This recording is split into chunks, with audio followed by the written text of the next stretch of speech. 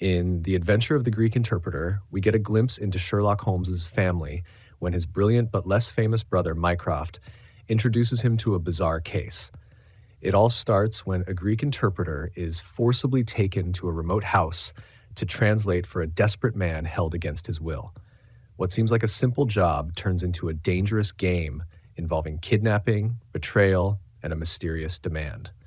Holmes and Watson dive headfirst into the intrigue, navigating through twists that could make anyone's head spin. It's a thrilling ride that showcases Holmes' detective genius and gives us a peek at the enigmatic Mycroft, proving that brilliance runs in the family.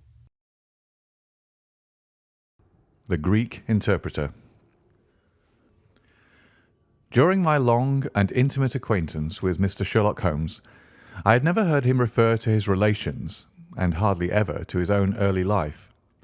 This reticence upon his part had increased the somewhat inhuman effect which he produced upon me, until sometimes I found myself regarding him as an isolated phenomenon, a brain without a heart, as deficient in human sympathy as he was preeminent in intelligence.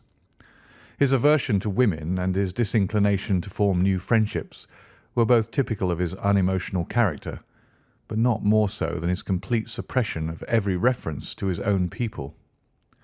I had come to believe that he was an orphan with no relatives living, but one day, to my very great surprise, he began to talk to me about his brother. It was after tea on a summer evening, and the conversation, which had roamed in a desultory, spasmodic fashion from golf clubs to the causes of the change in the obliquity of the ecliptic, came round at last to the question of atavism and hereditary aptitudes. The point under discussion was how far any singular gift in an individual was due to his ancestry, and how far to his own early training. "In your own case," said I, "from all that you've told me, it seems obvious that your faculty of observation and your peculiar facility for deduction are due to your own systematic training." "To some extent," he answered thoughtfully. "My ancestors were country squires, who appear to have led much the same life as is natural to their class. But none the less my turn that way is in my veins, and may have come with my grandmother, who was the sister of Vernet, the French artist. Art in the blood is liable to take the strangest forms." "But how do you know that it's hereditary?" "Because my brother Mycroft possesses it in a larger degree than I do." This was news to me indeed.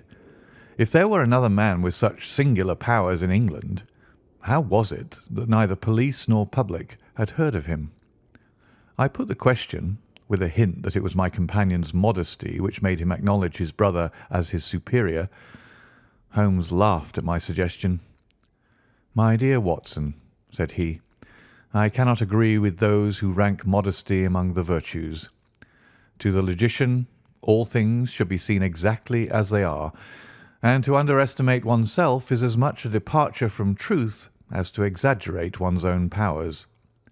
When I say, therefore, that Mycroft has better powers of observation than I, you may take it that I am speaking the exact and literal truth." "Is he your junior?" 7 years my senior." "How comes it that he's unknown?" "Oh, he's very well known in his own circle." "Where, then?" "Well, in the Diogenes Club, for example." I had never heard of the institution, and my face must have proclaimed as much, for Sherlock Holmes pulled out his watch. "The Diogenes Club is the queerest club in London, and Mycroft one of the queerest men. He's always there from 5:15 to 8:20. It's 6 now, so if you care for a stroll this beautiful evening, I shall be very happy to introduce you to 2 curiosities." 5 minutes later we were in the street, walking towards Regent Circus. "You wonder," said my companion, "why it is that Mycroft does not use his powers for detective work. He is incapable of it." "But I thought you said—" "I said that he was my superior in observation and deduction. If the art of the detective began and ended in reasoning from an armchair, my brother would be the greatest criminal agent that ever lived. But he has no ambition and no energy. He will not even go out of his way to verify his own solutions, and would rather be considered wrong than take the trouble to prove himself right. Again and again I have taken a problem to him, and have received an explanation which has afterwards proved to be the correct one. And yet he was absolutely incapable of working out the practical points which must be gone into before a case could be laid before a judge or jury. It is not his profession, then? By no means. What is to me a means of livelihood is to him the merest hobby of a dilettante. He has an extraordinary faculty for figures, and audits the books in some of the government departments. Mycroft lodges in Pall Mall, and he walks round the corner into Whitehall every morning and back every evening. From year's end to year's end he takes no other exercise, and is seen nowhere else, except only in the Diogenes Club, which is just opposite his rooms. I cannot recall the name. Very likely not. There are many men in London, you know, who, some from shyness, some from misanthropy, have no wish for the company of their fellows, yet they are not averse to comfortable chairs and the latest periodicals. It is for the convenience of these that the Diogenes Club was started, and it now contains the most unsociable and unclubbable men in town. No member is permitted to take the least notice of any other one. Save in the strangers' room, no talking is, under any circumstances, allowed, and 3 offences, if brought to the notice of the committee, render the talker liable to expulsion. My brother was one of the founders, and I have myself found it a very soothing atmosphere. We had reached Pall Mall as we talked, and were walking down it from the St. James's end. Sherlock Holmes stopped at a door some little distance from the Carlton, and, cautioning me not to speak, he led the way into the hall. Through the glass panelling I caught a glimpse of a large and luxurious room, in which a considerable number of men were sitting about and reading papers, each in his own little nook. Holmes showed me into a small chamber which looked out into Pall Mall, and then, leaving me for a minute, he came back with a companion, whom I knew could only be his brother. Mycroft Holmes was a much larger and stouter man than Sherlock. His body was absolutely corpulent, but his face, though massive, had preserved something of the sharpness of expression which was so remarkable in that of his brother. His eyes, which were of a peculiarly light watery grey, seemed to have always retained that far-away introspective look which I had only observed in Sherlock's when he was exerting his full powers. "I am glad to meet you, sir," said he, putting out a broad, fat hand like the flipper of a seal. "I hear of Sherlock everywhere since you became his chronicler. By the way, Sherlock, I expected to see you round last week to consult me over that Manor House case. I thought you might be a little out of your depth." "No, I solved it," said my friend, smiling. "It was Adams, of course?" "Yes, it was Adams." "I was sure of it from the first." The two sat down together in the bow window of the club. "To anyone who wishes to study mankind, this is the spot," said Mycroft. "Look at the magnificent types. Look at those 2 men who are coming towards us, for example." "The billiard marker and the other?" "Precisely. What do you make of the other?" The 2 men had stopped opposite the window. Some chalk marks over the waistcoat pocket were the only signs of billiards which I could see in one of them. The other was a very small, dark fellow, with his hat pushed back and several packages under his arm. "An old soldier, I perceive," said Sherlock. "And very recently discharged," remarked the brother. "Served in India, I see." "And a non-commissioned officer." "Royal Artillery, I fancy," said Sherlock. "And a widower." "But with a child." "Children, my dear boy, children." "Come," said I, laughing, "this is a little too much." "Surely," answered Holmes, "it is not hard to say that a man with that bearing, expression of authority, and sun-baked skin is a soldier, is more than a private, and is not long from India." "That he has not left the service long is shown by his still wearing his ammunition boots, as they are called," observed Mycroft. He had not the cavalry stride, yet he wore his hat on one side, as is shown by the lighter skin of that side of his brow. His weight is against his being a sapper. He's in the artillery. Then, of course, his complete mourning shows that he has lost someone very dear. The fact that he's doing his own shopping looks as though it were his wife. He's been buying things for children, you perceive. There's a rattle, which shows that one of them is very young. The wife probably died in childbed. The fact that he has a picture book under his arm shows that there is another child to be thought of. I began to understand what my friend meant when he said that his brother possessed even keener faculties than he did himself. He glanced across at me and smiled. Mycroft took snuff from a tortoise-shell box and brushed away the wandering grains from his coat front with a large red silk handkerchief. "By the way, Sherlock," said he, "I have had something quite after your own heart. A most singular problem, submitted to my judgment. I really had not the energy to follow it up, save in a very incomplete fashion, but it gave me a basis for some pleasing speculation. If you would care to hear the facts." "My dear Mycroft, I should be delighted." The brother scribbled a note upon a leaf of his pocket-book, and ringing the bell, he handed it to the waiter. "I have asked Mr. Melas to step across," said he. "He lodges on the floor above me, and I have some slight acquaintance with him, which led him to come to me in his perplexity. Mr. Melas is a Greek by extraction, as I understand, and he is a remarkable linguist. He earns his living partly as interpreter in the law courts, and partly by acting as guide to any wealthy Orientals who may visit the Northumberland Avenue hotels. I think I will leave him to tell his very remarkable experience in his own fashion." A few minutes later we were joined by a short, stout man, whose olive face and coal black hair proclaimed his southern origin, though his speech was that of an educated Englishman. He shook hands eagerly with Sherlock Holmes, and his dark eyes sparkled with pleasure when he understood that the specialist was anxious to hear his story. "I do not believe that the police credit me. On my word, I do not," said he in a wailing voice. "Just because they have never heard of it before, they think that such a thing cannot be. But I know that I shall never be easy in my mind until I know what has become of my poor man with the sticking plaster upon his face." "I am all attention," said Sherlock Holmes. "This is Wednesday evening," said Mr. Melas. "Well, then, it was Monday night, only 2 days ago, you understand, that all this happened. I am an interpreter, as perhaps my neighbour there has told you.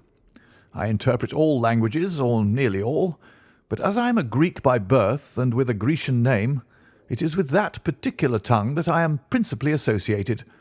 For many years I have been the chief Greek interpreter in London, and my name is very well known in the hotels. It happens not unfrequently that I am sent for at strange hours by foreigners who get into difficulties, or by travellers who arrive late and wish my services. I was not surprised, therefore, on Monday night when a Mr. Latimer, a very fashionably dressed young man, came up to my rooms and asked me to accompany him in a cab which was waiting at the door. A Greek friend had come to see him upon business, he said, and as he could speak nothing but his own tongue, the services of an interpreter were indispensable. He gave me to understand that his house was some little distance off in Kensington, and he seemed to be in a great hurry, bustling me rapidly into the cab when we had descended to the street. I say into the cab, but I soon became doubtful as to whether it was not a carriage in which I found myself. It was certainly more roomy than the ordinary four-wheel disgrace to London, and the fittings, though frayed, were of rich quality. Mr. Latimer seated himself opposite to me, and we started off through Charing Cross and up the Shaftesbury Avenue. We had come out upon Oxford Street, and I had ventured some remark as to this being a roundabout way to Kensington, when my words were arrested by the extraordinary conduct of my companion. He began by drawing a most formidable-looking bludgeon loaded with lead from his pocket, and switching it backward and forward several times, as if to test its weight and strength. Then he placed it without a word upon the seat beside him. Having done this, he drew up the windows on each side, and I found to my astonishment that they were covered with paper, so as to prevent my seeing through them. "I am sorry to cut off your view, Mr. Melas," said he. "The fact is that I have no intention that you should see what the place is to which we are driving. It might possibly be inconvenient to me if you could find your way there again." As you can imagine, I was utterly taken aback by such an address. My companion was a powerful, broad-shouldered young fellow, and apart from the weapon, I should not have had the slightest chance in a struggle with him. "This is a very extraordinary conduct, Mr. Latimer," I stammered. "You must be aware that what you are doing is quite illegal." "It is something of a liberty, no doubt," said he. "But we'll make it up to you. I must warn you, however, Mr. Melas, that if at any time tonight you attempt to raise an alarm or do anything which is against my interests, you will find it a very serious thing. I beg you to remember that no one knows where you are, and that whether you are in this carriage or in my house, you are equally in my power." His words were quiet, but he had a rasping way of saying them which was very menacing. I sat in silence, wondering what on earth could be his reason for kidnapping me in this extraordinary fashion. Whatever it might be, it was perfectly clear that there was no possible use in my resisting, and that I could only wait to see what might befall. For nearly 2 hours we drove without my having the least clue as to where we were going. Sometimes the rattle of the stones told of a paved causeway, and at others our smooth, silent course suggested asphalt. But save by this variation in sound, there was nothing at all which could in the remotest way help me to form a guess as to where we were. The paper over each window was impenetrable to light, and a blue curtain was drawn across the glasswork in front. It was 7:15 when we left Pall Mall, and my watch showed me that it was 10 minutes to 9 when we at last came to a standstill. My companion let down the window, and I caught a glimpse of a low, arched doorway with a lamp burning above it. As I was hurried from the carriage, it swung open, and I found myself inside the house with a vague impression of a lawn and trees on each side of me as I entered. Whether these were private grounds, however, or bona fide country, was more than I could possibly venture to say. There was a coloured gas lamp inside, which was turned so low that I could see little, save that the hall was of some size and hung with pictures. In the dim light I could make out that the person who had opened the door was a small, mean-looking, middle-aged man with rounded shoulders. As he turned towards us, the glint of the light showed me that he was wearing glasses. "Is this Mr. Melas, Harold?" said he. "Yes." "Well done, well done. No ill will, Mr. Melas, I hope, but we could not get on without you. If you deal fair with us, you'll not regret it, but if you try any tricks, God help you." He spoke in a nervous, jerky fashion, and with little giggling laughs in between, but somehow he impressed me with fear more than the other. "What do you want with me?" I asked. "Only to ask a few questions of a Greek gentleman who is visiting us, and to let us have the answers. But say no more than you are told to say, or—" Here came the nervous giggle again. "You had better never have been born." As he spoke, he opened a door and showed the way into a room which appeared to be very richly furnished, but again the only light was afforded by a single lamp half turned down. The chamber was certainly large, and the way in which my feet sank into the carpet as I stepped across it told me of its richness. I caught glimpses of velvet chairs, a high white marble mantelpiece, and what seemed to be a suit of Japanese armour at one side of it. There was a chair just under the lamp, and the elderly man motioned that I should sit in it. The younger had left us, but he suddenly returned through another door, leading with him a gentleman clad in some sort of loose dressing gown, who moved slowly towards us. As he came into the circle of dim light which enables me to see him more clearly, I was thrilled with horror at his appearance. He was deadly pale and terribly emaciated, with the protruding brilliant eyes of a man whose spirit was greater than his strength. But what shocked me more than any signs of physical weakness was that his face was grotesquely crisscrossed with sticking plaster, and that one large pad of it was fastened over his mouth. "Have you the slate, Harold?" cried the older man, as this strange being fell rather than sat down into a chair. "Are his hands loose? Now then, give him the pencil. You are to ask the questions, Mr. Melas, and he will write the answers. Ask him first of all whether he is prepared to sign the papers." The man's eyes flashed fire. "Never," he wrote in Greek upon the slate. "On no condition?" I asked at the bidding of our tyrant. "Only if I see her married in my presence by a Greek priest whom I know." The man giggled in his venomous way. "You know what awaits you, then?" "I care nothing for myself." These are samples of the questions and answers which made up our strange, half-spoken, half-written conversation. Again and again I had to ask him whether he would give in and sign the documents. Again and again I had the same indignant reply. But soon a happy thought came to me. I took to adding on little sentences of my own to each question, innocent ones at first, to test whether either of our companions knew anything of the matter. And then, as I found that they showed no signs, I played a more dangerous game. Our conversation ran something like this.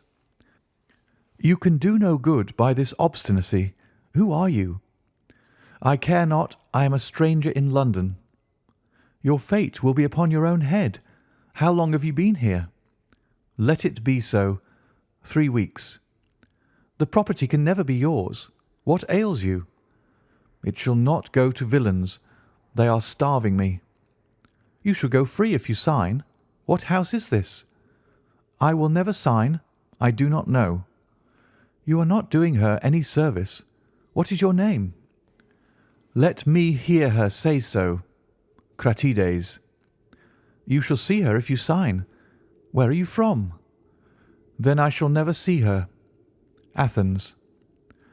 Another 5 minutes, Mr. Holmes, and I should have wormed out the whole story under their very noses. My very next question might have cleared the matter up, but at that instant the door opened and a woman stepped into the room.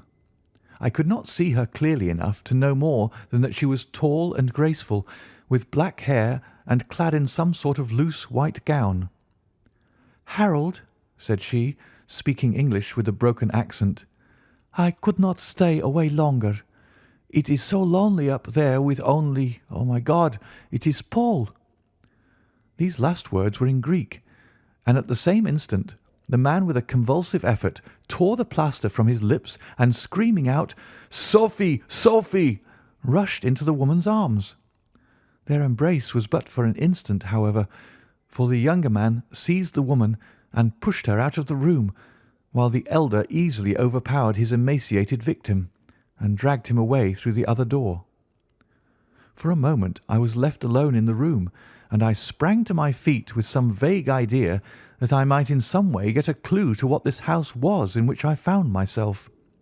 Fortunately, however, I took no steps, for looking up I saw that the older man was standing in the doorway with his eyes fixed upon me. "That will do, Mr. Melas," said he. "You perceive that we have taken you into our confidence over some very private business. We should not have troubled you, only that our friend who speaks Greek, and who began these negotiations, has been forced to return to the East. It was quite necessary for us to find someone to take his place, and we were fortunate in hearing of your powers." I bowed. "There are 5 sovereigns here," said he, walking up to me, "which will, I hope, be a sufficient fee. But remember," he added, tapping me lightly on the chest and giggling, "if you speak to a human soul about this, one human soul, mind, well, may God have mercy upon your soul." I cannot tell you the loathing and horror with which this insignificant-looking man inspired me. I could see him better now as the lamplight shone upon him. His features were peaky and sallow, and his little pointed beard was thready and ill-nourished.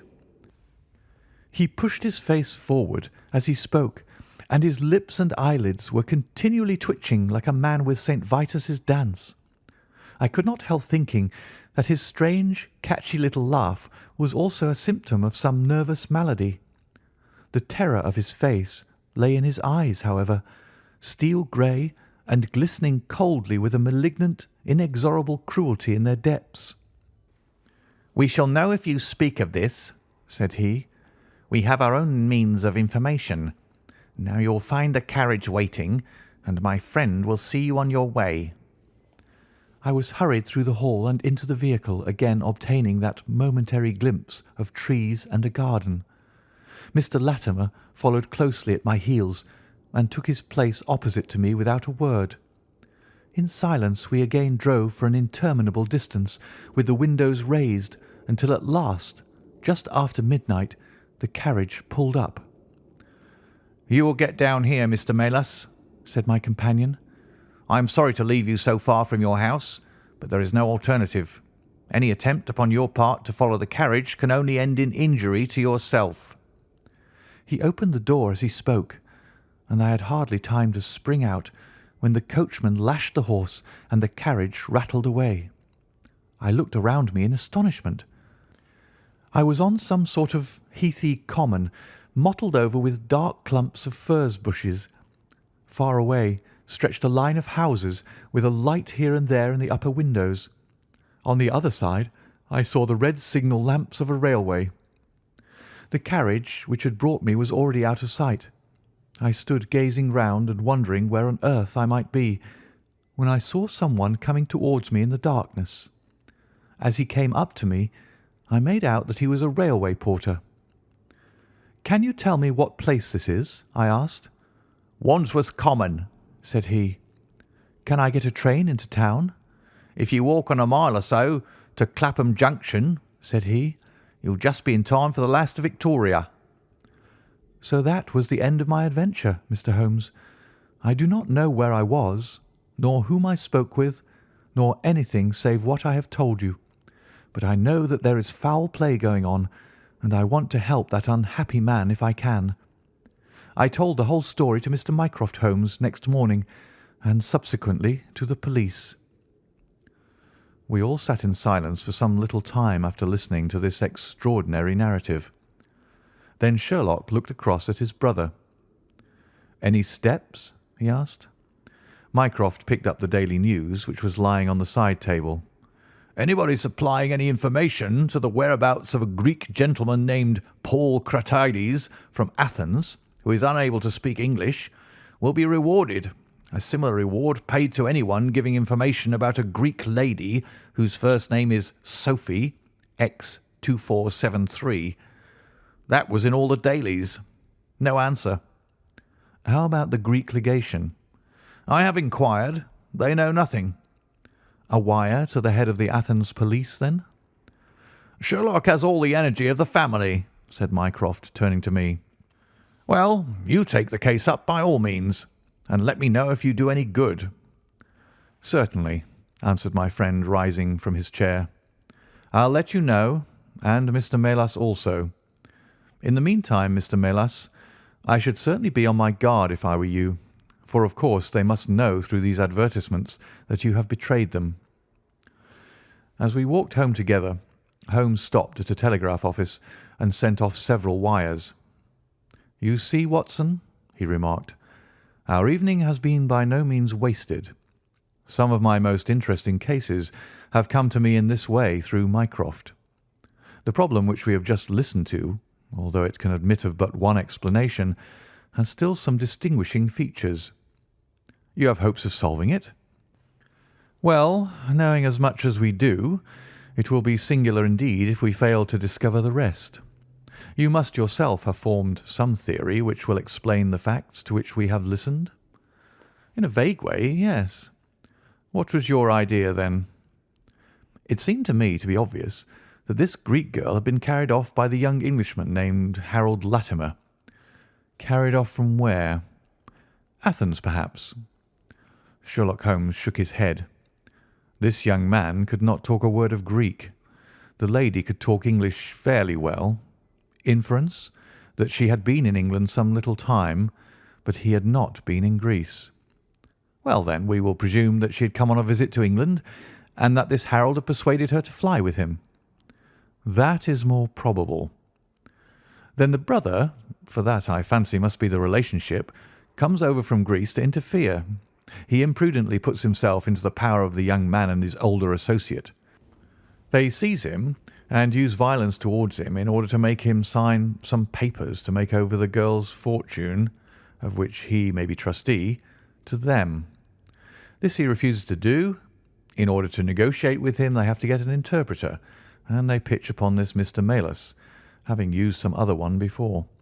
The girl is not told of the arrival of her brother, and finds it out by the merest accident. "Excellent, Watson," cried Holmes. "I really fancy that you are not far from the truth. You see that we hold all the cards, and we have only to fear some sudden act of violence on their part. If they give us time, we must have them. But how can we find where this house lies?" "Well, if our conjecture is correct, and the girl's name is or was Sophie Catrides, we should have no difficulty in tracing her. That must be our main hope, for the brother is, of course, a complete stranger. It is clear that some time has elapsed since this Harold established these relations with the girl, some weeks, at any rate, since the brother in Greece has had time to hear of it and come across. If they have been living in the same place during this time, it is probable that we shall have some answer to Mycroft's advertisement." We had reached our house in Baker Street while we had been talking. Holmes ascended the stair first, and as he opened the door of our room he gave a start of surprise. Looking over his shoulder, I was equally astonished. His brother Mycroft was sitting smoking in the armchair. "Come in, Sherlock. Come in, sir," said he blandly, smiling at our surprised faces. "You don't expect such energy from me, do you, Sherlock? But somehow this case attracts me." "How did you get here?" "I passed you in a hansom." "There has been some new development?" "I had an answer to my advertisement." "Ah." "Yes, it came within a few minutes of your leaving." "And to what effect?" Mycroft Holmes took out a sheet of paper. "Here it is," said he, "written with a J pen on royal cream paper by a middle-aged man with a weak constitution. 'Sir,' he says, 'in answer to your advertisement of today's date, I beg to inform you that I know the young lady in question very well. If you should care to call upon me, I could give you some particulars as to her painful history. She is living at present at the Myrtles, Beckenham. Yours faithfully, J. Davenport.'" "He writes from Lower Brixton," said Mycroft Holmes. "Do you not think that we might drive to him now, Sherlock, and learn these particulars?" "My dear Mycroft, the brother's life is more valuable than the sister's story. I think we should call at Scotland Yard for Inspector Gregson and go straight out to Beckenham. We know that a man is being done to death, and every hour may be vital." "Better pick up Mr. Melas on our way," I suggested. "We may need an interpreter." "Excellent," said Sherlock Holmes. "Send the boy for a four-wheeler, and we shall be off at once." He opened the table drawer as he spoke, and I noticed that he slipped his revolver into his pocket.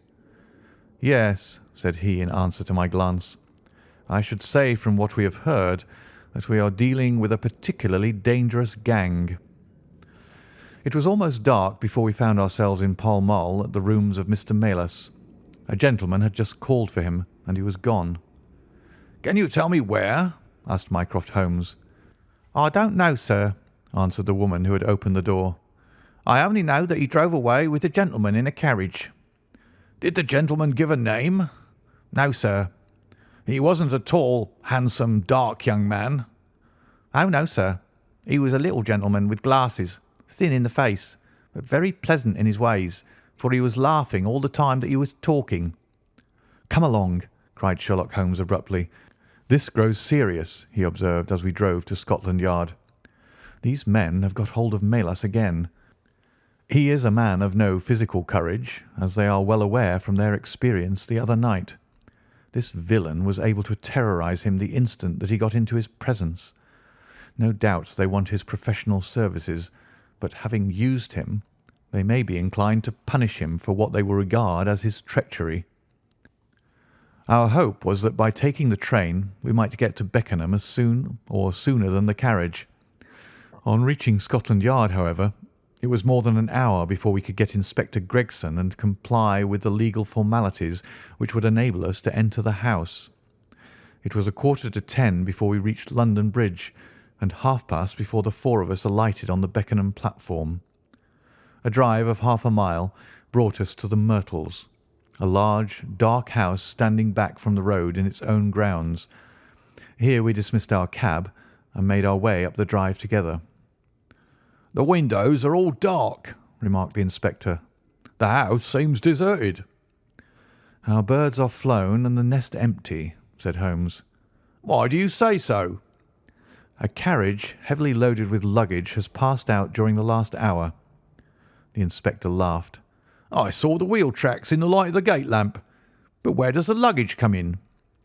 "You may have observed the same wheel tracks going the other way, but the outward bound ones were very much deeper, so much so that we can say for a certainty that there was a very considerable weight on the carriage."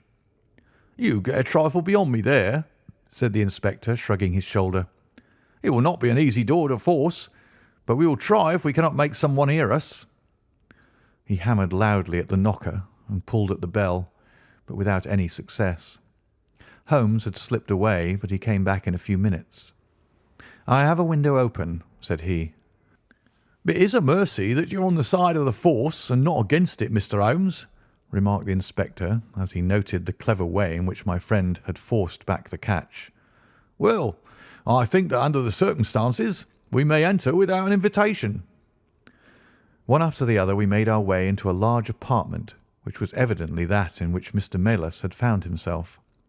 The inspector had lit his lantern, and by its light we could see the two doors, the curtain, the lamp, and the suit of Japanese mail as he had described them. On the table lay two glasses, an empty brandy bottle, and the remains of a meal. "What is that?" asked Holmes suddenly. We all stood still and listened. A low moaning sound was coming from somewhere over our heads. Holmes rushed to the door and out into the hall. The dismal noise came from upstairs. He dashed up, the inspector and I at his heels, while his brother Mycroft followed as quickly as his great bulk would permit. 3 doors faced up upon the second floor, and it was from the central of these that the sinister sounds were issuing, sinking sometimes into a dull mumble and rising again into a shrill whine. It was locked, but the key had been left on the outside. Holmes flung open the door and rushed in, but he was out again in an instant with his hand to his throat. "It's charcoal," he cried. "Give it time. It'll clear." Peering in, we could see that the only light in the room came from a dull blue flame which flickered from a small brass tripod in the centre. It threw a livid, unnatural circle upon the floor, while in the shadows beyond we saw the vague loom of 2 figures which crouched against the wall. From the open door there reeked a horrible poisonous exhalation which set us gasping and coughing.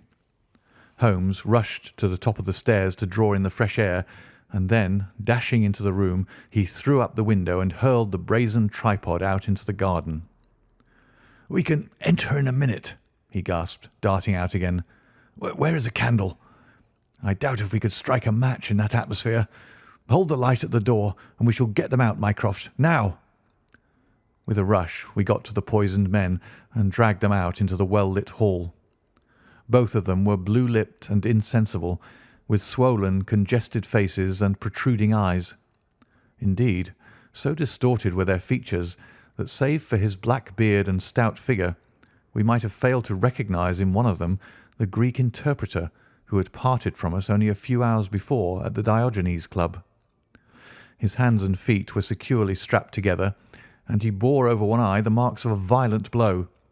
The other, who was secured in a similar fashion, was a tall man in the last stage of emaciation, with several strips of sticking plaster arranged in a grotesque pattern over his face. He had ceased to moan as we laid him down, and a glance showed me that for him at least our aid had come too late. Mr. Melas, however, still lived, and in less than an hour, with the aid of ammonia and brandy, I had the satisfaction of seeing him open his eyes and of knowing that my hand had drawn him back from that dark valley in which all paths meet. It was a simple story which we had to tell, and one which did not but confirm our own deductions. His visitor, on entering his rooms, had drawn a life-preserver from his sleeve, and had so impressed him with the fear of instant and inevitable death that he had kidnapped him for the second time. Indeed, it was almost mesmeric, the effect which this giggling ruffian had produced upon the unfortunate linguist, for he could not speak of him save with trembling hands and a blanched cheek. He had been taken swiftly to Beckenham, and had acted as interpreter in a second interview, even more dramatic than the first, in which the two Englishmen had menaced their prisoner with instant death if he did not comply with their demands. Finally, finding him proof against every threat, they had hurled him back into his prison, and after reproaching Melas with his treachery, which appeared from the newspaper advertisement, they had stunned him with a blow from a stick, and he remembered nothing more until he found us bending over him. And this was the singular case of the Grecian interpreter, the explanation of which is still involved in some mystery. We were able to find out, by communicating with the gentleman who had answered the advertisement, that the unfortunate young lady came of a wealthy Grecian family, and that she had been on a visit to some friends in England. While there, she had met a young man named Harold Latimer, who had acquired an ascendancy over her and had eventually persuaded her to fly with him. Her friends, shocked at the event, had contented themselves with informing her brother at Athens, and had then washed their hands of the matter. The brother, on his arrival in England, had imprudently placed himself in the power of Latimer and of his associate, whose name was Wilson Kemp, a man of the foulest antecedents. These two, finding that through his ignorance of the language he was helpless in their hands, had kept him a prisoner, and had endeavoured by cruelty and starvation to make him sign away his own and his sister's property. They had kept him in the house without the girl's knowledge, and the plaster over the face had been for the purpose of making recognition difficult in case she should ever catch a glimpse of him. Her feminine perception, however, had instantly seen through the disguise when, on the occasion of the interpreter's visit, she had seen him for the first time. The poor girl, however, was herself a prisoner, for there was no one about the house except the man who acted as coachman and his wife, both of whom were tools of the conspirators. Finding that their secret was out, and that their prisoner was not to be coerced, the two villains, with the girl, had fled away at a few hours' notice from the furnished house which they had hired, having first, as they thought, taken vengeance upon both the man who had defied and the one who had betrayed them. Months afterwards, a curious newspaper cutting reached us from Budapest. It told how two Englishmen, who had been travelling with a woman, had met with a tragic end. They had each been stabbed, it seems, and the Hungarian police were of opinion that they had quarrelled and had inflicted mortal injuries upon each other. Holmes, however, is, I fancy, of a different way of thinking, and holds to this day that if one could find the Grecian girl, one might learn how the wrongs of herself and her brother came to be avenged. End of The Greek Interpreter.